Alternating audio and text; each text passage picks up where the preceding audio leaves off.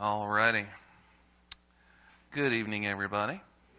We have a number of folks that aren't able to be here tonight. A couple are sick and some others that are not able to be here. But look around. There's lots of you here. And so I'm very, very pleased to see everybody out tonight. And it's one of those things that always goes through my head. If it ever happens to work out that everybody's here together, that's whether it's schedules or vacations or illness or something that it's always kind of one of those things that I think about. It's always pretty cool when we're all able to be together. It's very special. So I'm glad you're here tonight, and we're going to talk about terrible things. So tonight, so. Where everything went wrong. Genesis chapter 1, verse 26. Is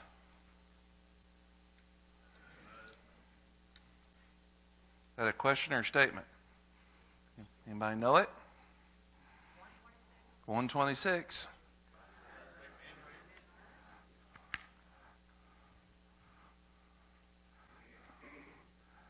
Not too hard. Was that the entirety of it?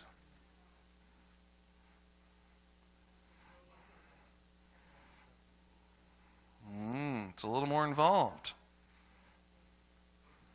That's the summation of it. But this one's a little more tricky than our first memory verse, which Genesis 1:1. We let you off with a softball. In the beginning, God created heavens and the earth.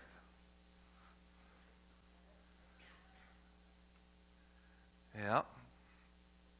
Genesis 1:26. So far we've talked about two major things. We've talked about the creation of all things, and then we talked about the implications of that, and then we also talked about the idea that we are created in the image of God. Very important thing.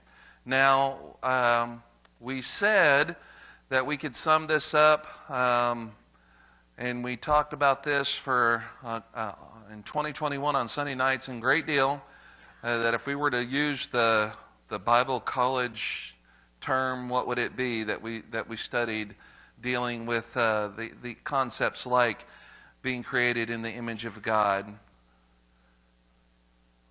Yeah, biblical anthropology, right?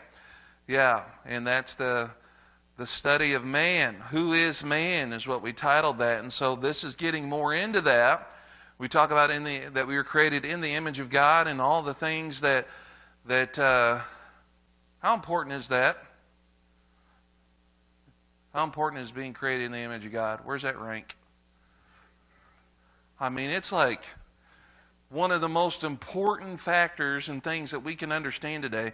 And it's no wonder that has been one of Satan's main grounds of attack. It's been one of his, like, if these things were headquarters, he's hammering that one with rocket after rocket.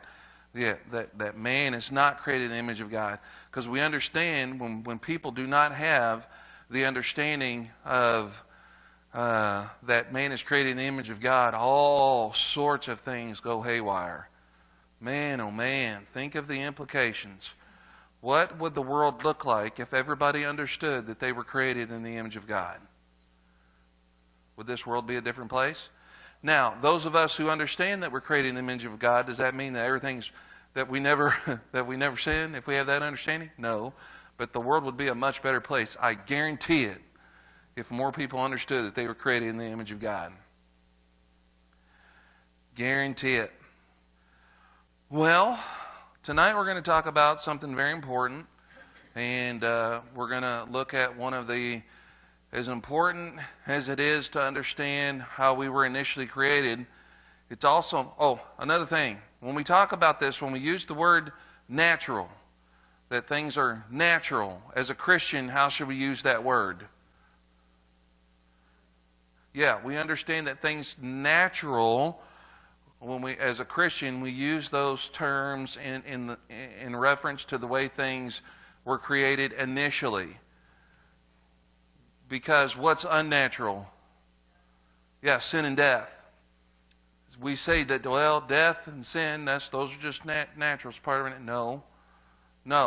Now, it's common to every man, but it's not natural. Natural, as a Christian understands it, is the way that things were created in the beginning, before sin and death. Before sin and death entered into the world, and that's what we're going to look at tonight. So, the fall, chapter 3. When the woman saw that the tree was good for food, and that it was a delight to the eyes, and that the tree was to be desired to make one wise, she took of its fruit and ate, and she also gave some to her husband who was with her, and he ate. Genesis 3:6. So when we look around the world, we would say, what's the problem? Or we can even look introspectively and say, what's my problem? Of all, and that's kind of narrowed down. Some of us might say, man, I got more than one problems. But if we were to boil it all down to one central thing, what could it be? Now, we've all felt the effect in our souls, like an odor in the room we can't identify or remove. Now, it's called sin in the Bible. It's called psychosis in society. Now, what do you think about that? What do you think about that description?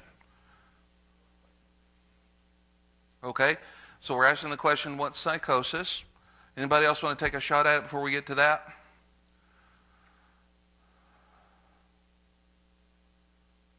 Okay, well, when we talk about, it's called sin in the Bible, and so another way of saying this is that the things in this world that our world would call sinful, which they don't use that word, they say rather it's a mental issue. It's psychosis. The idea that it's a mental illness as to why somebody's acting this way.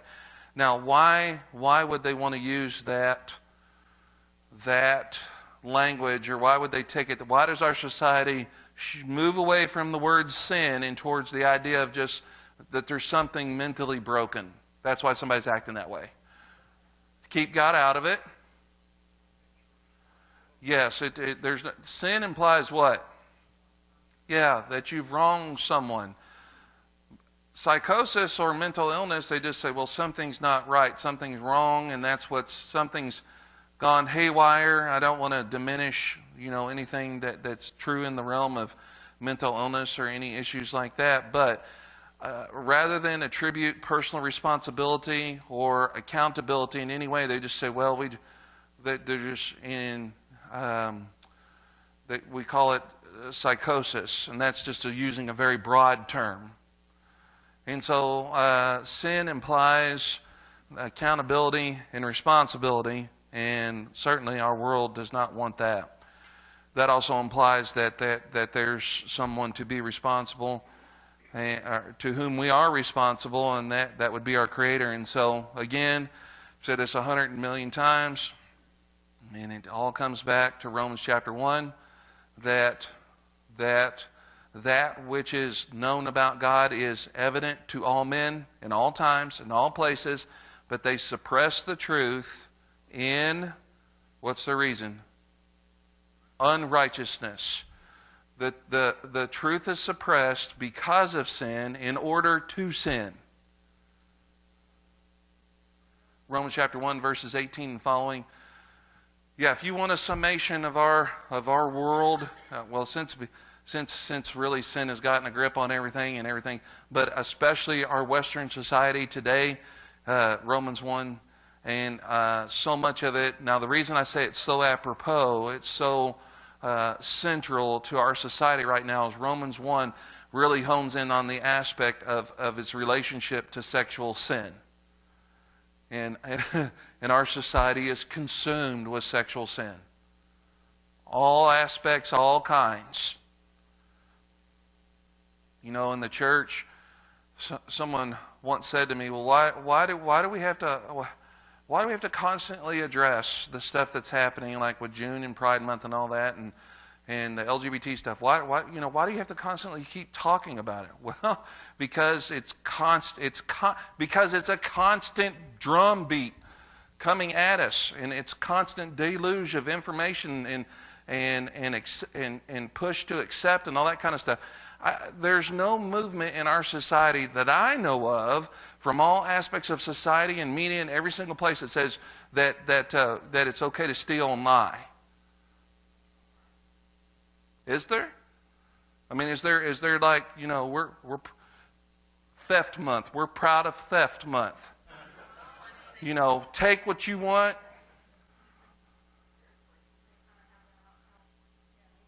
Oh, don't. Well, yeah. Yeah, and that's actually, as far as lack of law and order and all that, that's a whole.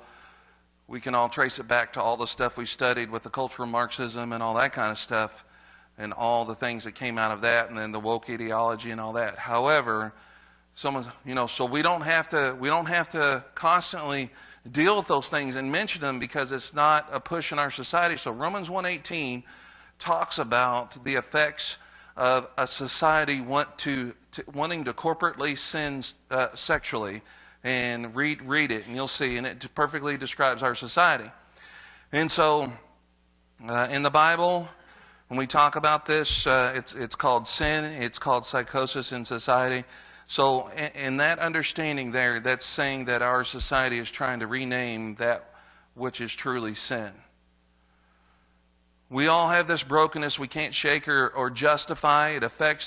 Its effects are justified in the locker room, made legend in movies, and prosecuted in courts of law. From personal offenses to systemic evil, sin has stained the fiber of humanity. It all started in a garden. The story is told. Now, I just want to make this parenthetical statement here. In reference to this, I'll just speak in general terms.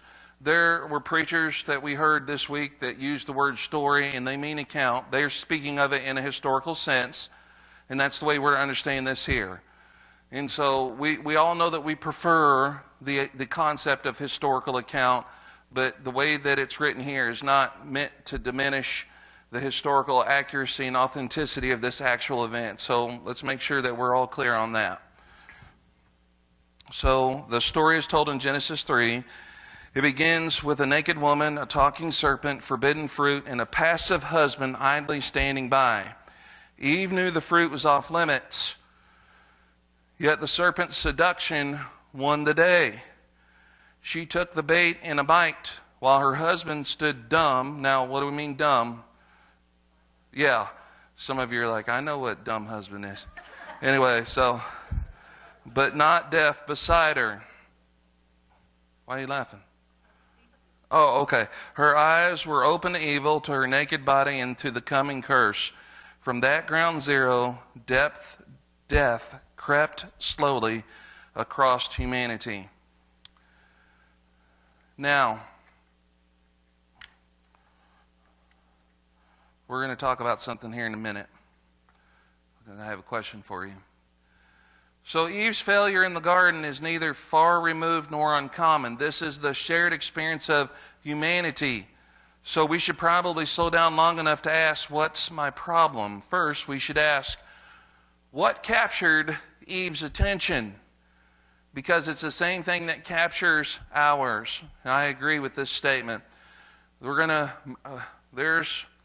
a perfect New Testament reference that we will talk about here that works, that shows forth, it connects to what happened here in the garden. It connects to the temptation of Jesus, and it connects into this verse, and it's actually in 1 John, and how it explains, once we have this understanding of the process of sin, it should aid us in combating sin. So, the same thing that captured Eve is the same thing that captures ours. Eve saw that the tree was good for food, and that was a delight to the eyes, and that the tree was to be desired to make one wise. Well, what seduced her was Satan's half-truth. And isn't that the case how Satan normally works, is in half-truths? And sometimes it's not exactly half-truth. It's like 98%. There's just enough falsehood there. If it ain't 100% true, then it's false, right? Okay, so we've talked about this before, but this is a great illustration. So what branch or what entity in our U.S. government is responsible for dealing with counterfeiting? Anybody know? Treasury, ATF? Who's in charge of dealing with it? The ATF is alcohol, tobacco, and firearms, so those are their specific things? Nope, not the FBI. CIA? No. Secret Service. It doesn't seem right, does it? The Secret Service is tasked with handling counterfeiting. Now, when they're teaching Secret Service agents how to deal with counterfeiting, what do they teach them? So what they do is they gather up all the counterfeit bills that are out there and show them all the counterfeits. What do? They spend all of their training learning what the real deal is. Learning what the actual bills are and what makes a real thing a real thing. Therefore, when the falsehood shows up, it sticks out like a sore thumb. So what makes a good counterfeit? It's close to the original. Now, can it be exactly duplicated? Probably not. I mean, maybe theoretically, someone might be able to find the exact processes, but a good counterfeit is close, very close to the original true thing. And I think Satan operates in counterfeits.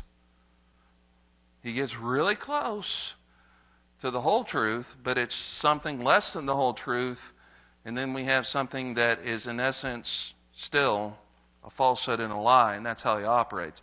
And he seduces people that way. There's enough truth there, enough of it to be mostly right, but mostly right is 100% wrong. And so we use the concept there illustrated by this word or this phrase, half-truth. So what seduced her was Satan's half-truth in the previous verse, you will be like God. Now we normally, and I'll tell you how I normally think about this. Here's how I normally think about this. I normally think, well, what's wrong with wanting to know things? Well, she just wanted to have wisdom. She just wanted knowledge.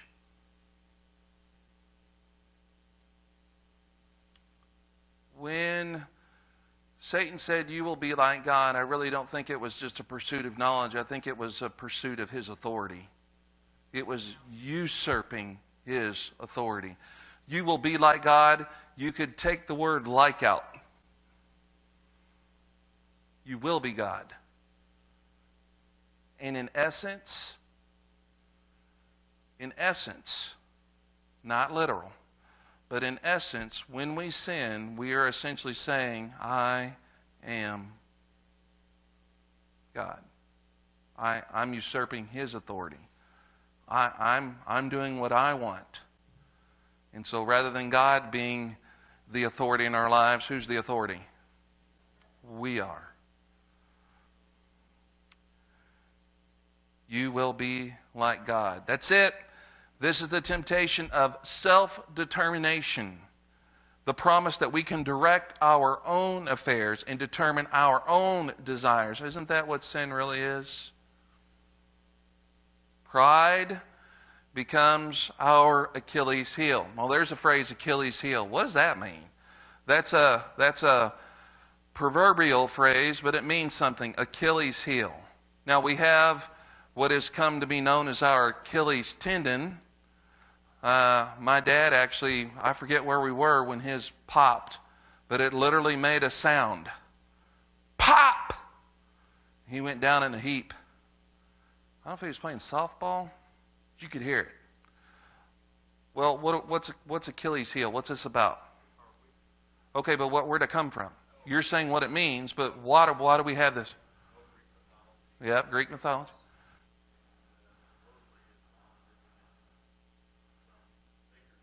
Yep. She had to hold on to him. Yeah, and how did he die? An arrow to the heel took him out. So that's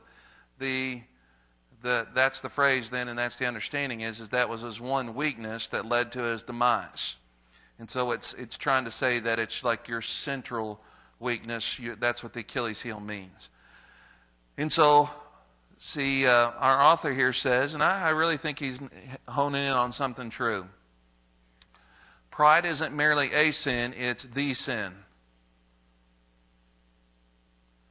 It's the genesis, pun intended, I think that's a good way of saying it, of every murder, theft, lie, adultery, and addiction. Every time it's at the root of why we prioritize our will over everyone else's good, even God's. And I would say especially God's. That's why the Bible reiterates warnings about pride. Pride goes before destruction, and a haughty spirit before a fall. All right, if you were not here from for the family rally, here's an assignment. Non-negotiable. You must do this.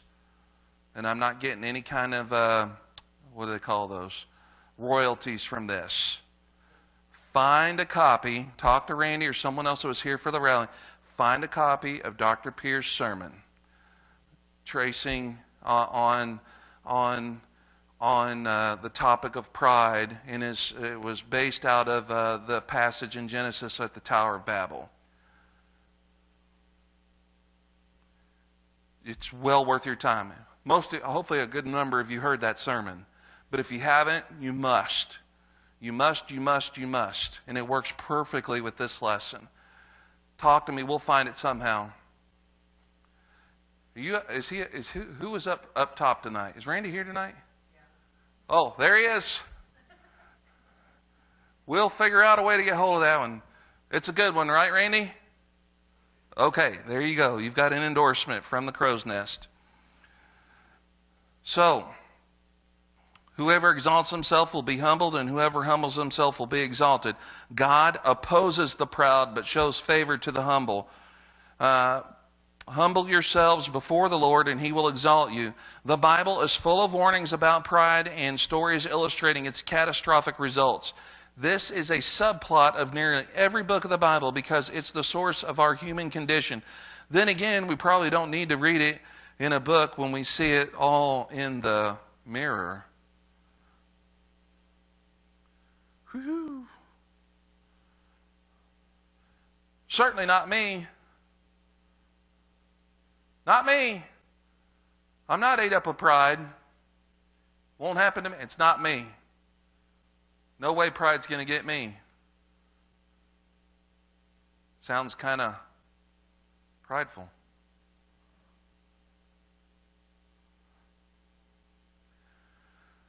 For this reason, we're called to carry a cross, to lay down our lives, and to be crucified with Christ. Now think about what our world teaches us. Self-improvement, self-respect, self-management won't rescue us from the grip of sin. It's self-extermination, the annihilation of our pride that can bring us freedom. This is strong words, but I agree.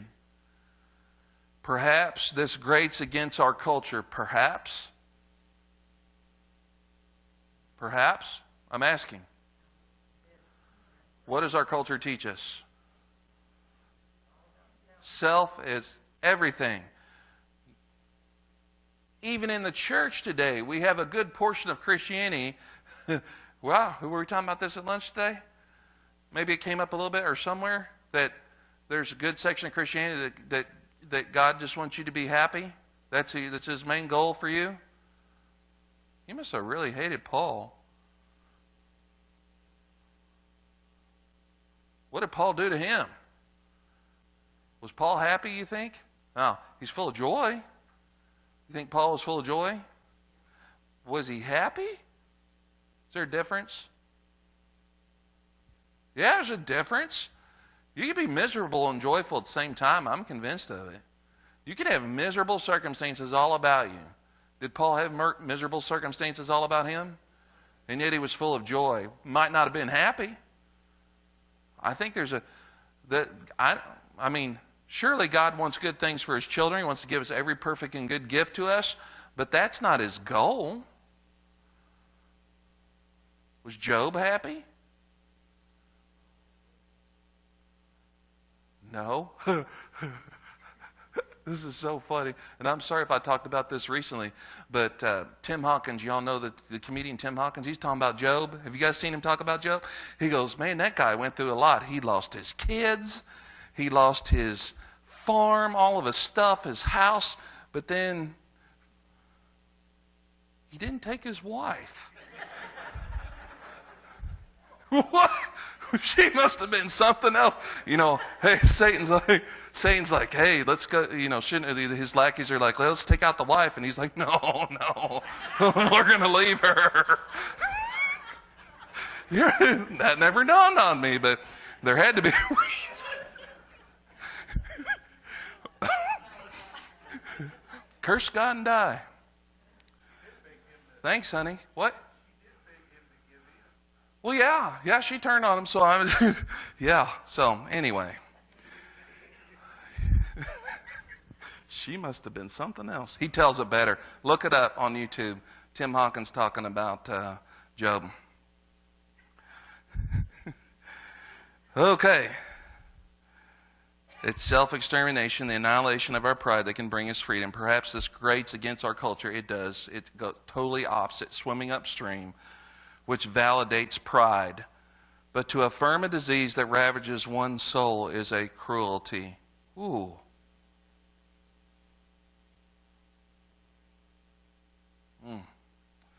No matter how the social pundits spin the freedom of sin, the downward spiral will accelerate until we overcome our pride and submit to the power of God's love. Story of Eve was summarized thousands of years later by Jesus' best friend John. Do not love the things of the world. Here it is. Here's the verse. You see the correlation. Follow the correlation. If anyone loves the world, the love of the Father is not in him. For all that is in the world, the desire of the flesh, the desires of the eyes, and the pride of life is not from the Father, but is from the world. Now go back to what it said about Eve. What was the first thing?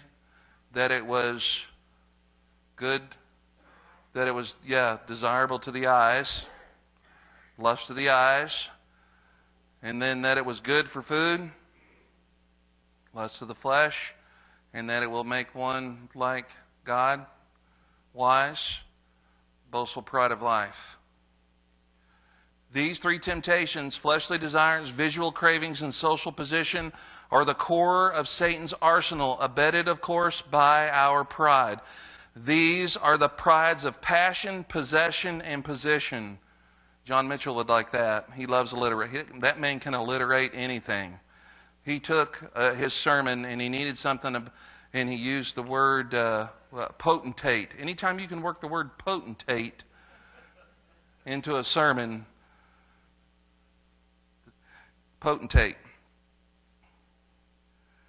Passion, possession, and position. These weren't just Eve's temptation, but they're also ours. Now, they also enticed Jesus in the wilderness. Think about, let's look at that. Chapter 4, verses 1 through 14 of Luke. Let's think about what Satan did and see if there's any correlation to lust of the eyes, lust of the flesh, boastful pride of life. Possession, passion, position. Luke chapter 4.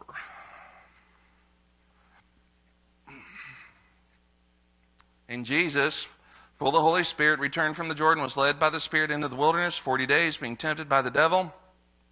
He ate nothing during those days, and when he had ended, he became hungry. And the devil said to him, If you are the Son of God, tell this stone to become bread. And Jesus answered him, It is written, man shall not live on bread alone, Jump down. Verse 6. Well, let's go ahead and read. And he led him up and showed him all the kingdoms of the world in a moment of time. And the devil said to him, I will give you all this domain and its glory, for it has been handed over to me, and I give it to whomever I wish. Therefore, if you worship before me, it shall be yours. And Jesus answered and said to him, It is written, You shall worship the Lord your God and serve him only. He led him in Jerusalem, stand on the pinnacle of the temple, and said to him, If you are the Son of God, throw yourself down from here, for it is written, He will give the angels charge concerning you to guard you, and on their hands they will bear you up, lest you strike your foot against a stone. And Jesus answered and said to him, It is said, You shall not put the Lord your God to the test. He was tempted by Satan to turn a stone to bread, a form of the lust of the flesh. He was offered all of the world's empires for the price of a simple vow. Hence he was tempted by the lust of the eyes. Finally, he was challenged to throw himself off the pinnacle of the temple so God would rescue him in the presence of the religious elite, securing their adoration and satisfying the pride of life. This is not to suggest that our temptation are the same as Jesus. After all, Satan was giving Jesus the chance to bypass the cross, escaping human suffering. Yet Jesus' temptations do mirror ours in that Satan's arsenal consistently contains and is consistently limited to the lust of the flesh, the lust of the eyes, and the pride of life. By understanding Satan's schemes, we can more confidently face his attacks. Just reading such a solution on paper seems easy. Face to face, however, Satan's deceptive arguments seem convincing. So let's talk about strategic deception. Satan lied to Eve. He said she wouldn't die if she ate the forbidden fruit. Did she die? Don't turn the page. Did she die? She died right there. You shall surely die. Did she die? Okay, physically no, spiritually yes. In that moment she died. She died. Do we have any proof of this? How would you back this up biblically? Keith?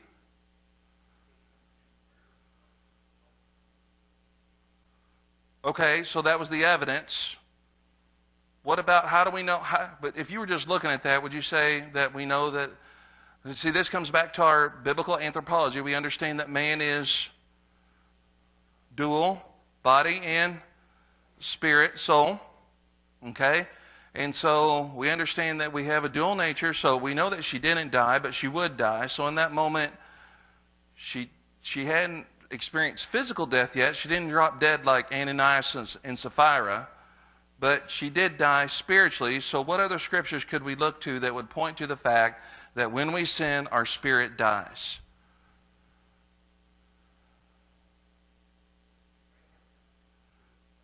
Okay, so we're talking evidence of in her behavior that would point to the fact that she had now sinned. But I'm talking about, are there any specific scriptures that talk about the fact that we are spiritually dead when we sin?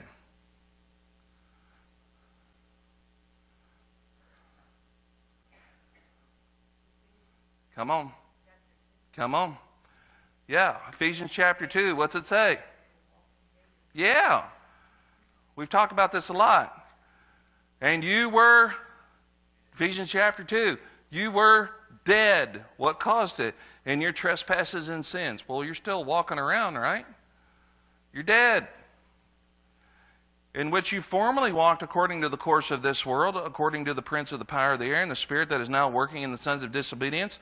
Among them too, we all formerly lived in the lust of our flesh and indulging desires of the flesh and of the mind, and were by nature children of wrath, even as the rest.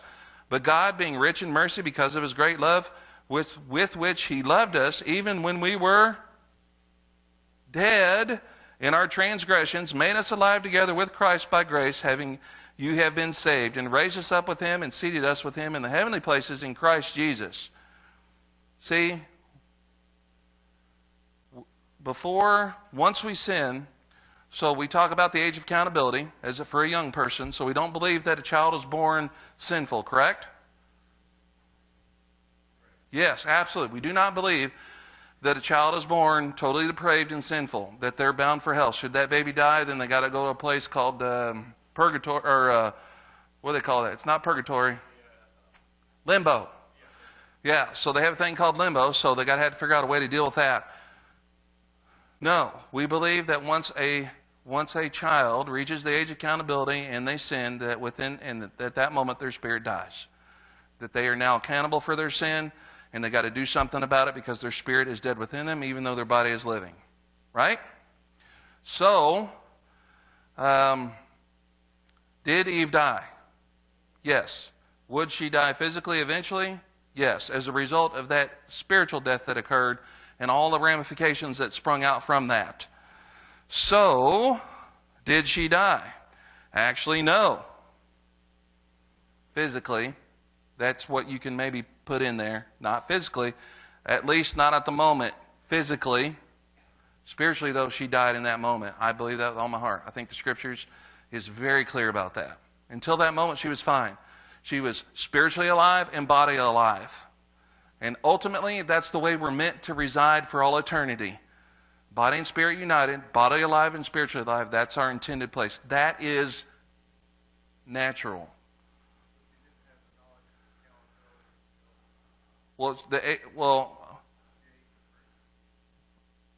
She what? You talking about the age of accountability that we use that term?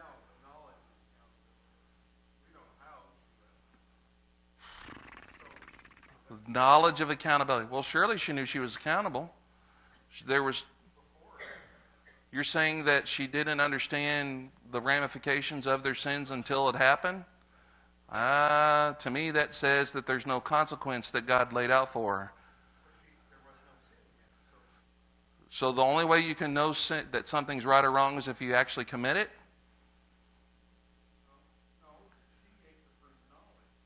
Okay.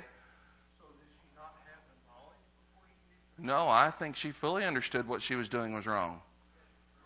This was not just whoops. This was rebellion. Yes. Yeah, he instructed her not to. So that's it. If this, then this, or if not. So if you don't eat, you're what? You're good. If you do eat, that's sin. That's knowledge that she understood right and wrong and accountability. And so did Adam. Let's make it clear, Adam here. Remember the dumb husband? Y'all could use that biblically. See, he didn't say anything. He should have. And ultimately, that's why Adam's held accountable, is because he stood there idly by. I don't believe he was off fishing somewhere. I believe he was right there with her. Oh, that could be. He didn't have nowhere else to go. Yeah, he had to make that work. Well, okay, honey. All right, so the point is that what Satan communicates is seldomly entirely fabrication. That's true. We've already talked about that. That would hardly be effective. He's not going to say squares are round, right? Doesn't start out that way, right? But then once sin has gotten such a grip in society, he can say squares are round. Right? And then we have people that do have a good understanding of what is really real. Are like, you people have lost your minds. Y'all know what I'm talking about. A man is a man and a woman is a woman. I don't care what you call it. Yeah, I think Kelly brought this up, and I may have shared it with you. Abraham Lincoln was asked, I think it was Abraham Lincoln, it was a quote. Y'all could look this up, and I think it was said, if I told you that you were to count the dog's tail as a leg, how many legs does the dog have? And they all answered, well, 5, right? And his answer was, no, it's 4. I don't care what you call the tail, it's a tail, and the legs are the legs. That's because truth is truth, whether you want to admit it or recognize it or not.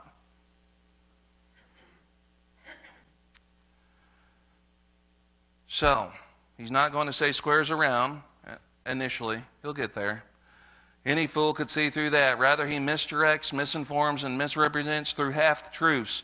When he promises pleasure in a bed or a bottle, he holds up his end of the bargain. In the short run, Satan seems sincere. What he holds close to his chest is the trump card of long-term consequences. That's what we talked about this morning, is being captive to the present. Captive of the moment. Prisoner of the moment is a good phrase. There's pleasure in the pursuit of money and the buzz of a drug and then the frenzy of popularity. Make no mistake, Satan seldom makes promises he doesn't initially and partially keep. What he keeps hidden is the price tag. Ooh, that's good. By the time we've signed the agreement, the charges on the ticket leave us bankrupt, breathless, and ashamed.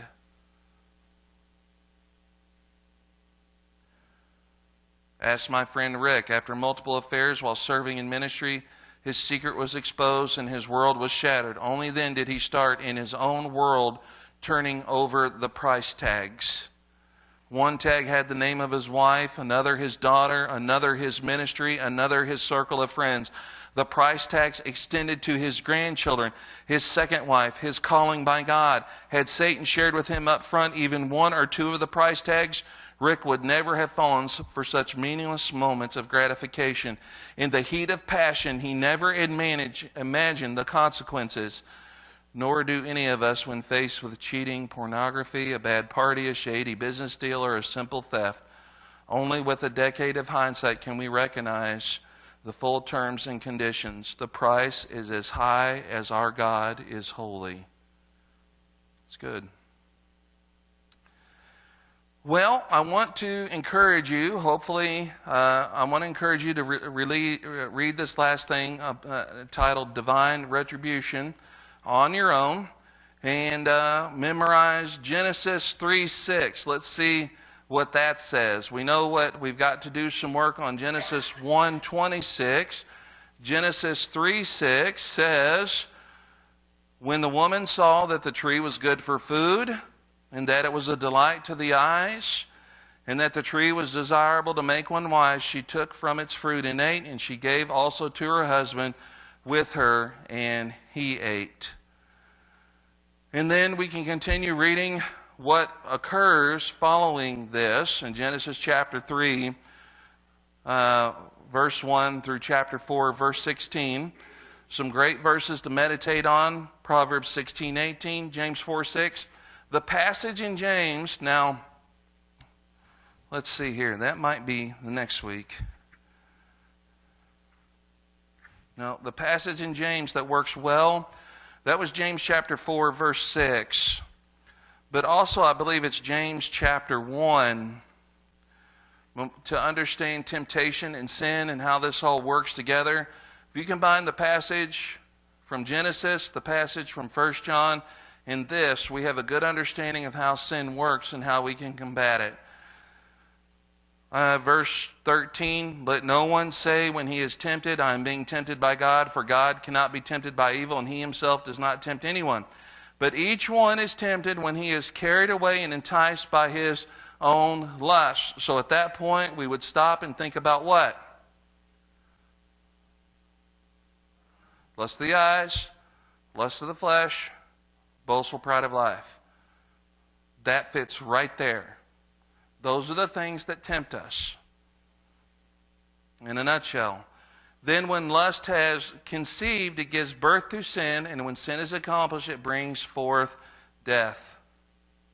So, when we understand this and those passages together, it gives us a really good understanding of sin and how Satan operates, and therefore how we may combat it. Day 5, if you have unconfessed sin, seek out an accountability partner or a mentor. This is the first step back to Eden. All right. Any questions, comments, thoughts?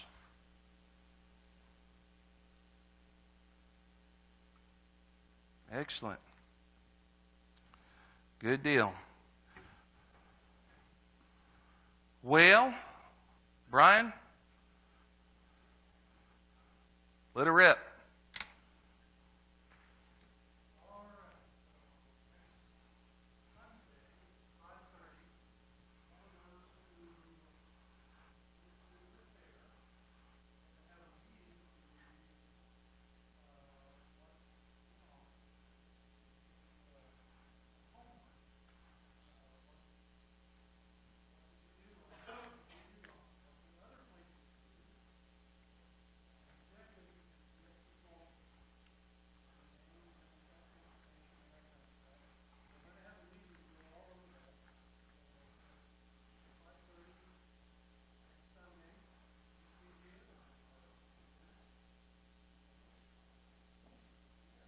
Okay. So kind of an after-action report and evaluation following our efforts at the fair, just so we can maximize the whole experience before, and during, and after. Okay, anything else we need to be aware of?